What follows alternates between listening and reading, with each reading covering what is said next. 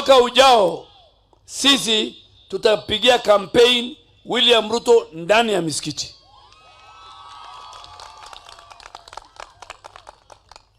Kwa sababu tutakampenia yeye si kwa sababu yeye ni Muislamu, lakini rafiki wako ule anakusaidia kwa hata hii harambe.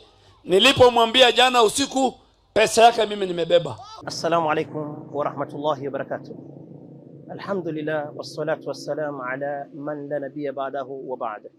Madhumuni ya mazungumzo haya ni baada ya kuipata clip ya waziri wetu Aden Duale akizungumzia kuwa katika kampeni zijazo, uchaguzi unaokuja, tutafanya ama watafanya kampeni mpaka katika majumba Mwenyezi Mungu ama katika misikiti.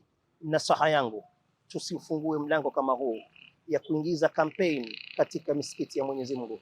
Kuingiza kampeni katika membari za misikiti ni mlango ambao kwamba kwa hakika utafungua fitna, na ni mlango ambao kwamba utakosesha majumba Mwenyezi Mungu hadhi na heshima. Tuwache misikiti bakie tu ni sehemu ya ibada, siasa tuzifanyie nje ya majumba ya Mwenyezi Mungu subhana. Mwenyezi Mungu anasema wa anna almasajida lillah fala tad'u ma'a Allahi ahada. Ama kwa hakika misikiti ni majumba ya Mwenyezi Mungu.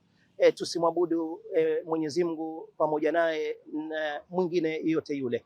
Ikiwa mtume alikanya mtu asile kitungu saum akaenda msikitini kwa ajili asiwaudhi Waislamu, je, tukifungua kampeni msikitini, maudhi mangapi ambayo kwamba yatakuja? Fitna ngapi itakuja? Mvutano kiasi gani itakuja katika majumba Mwenyezi Mungu? Na saha yangu, wacha siasa zifanyike nje ya misikiti, na wala tusifungue huo mlango kabisa wa kutumia misikiti iwe ni platform ya kufanyia campaign zetu.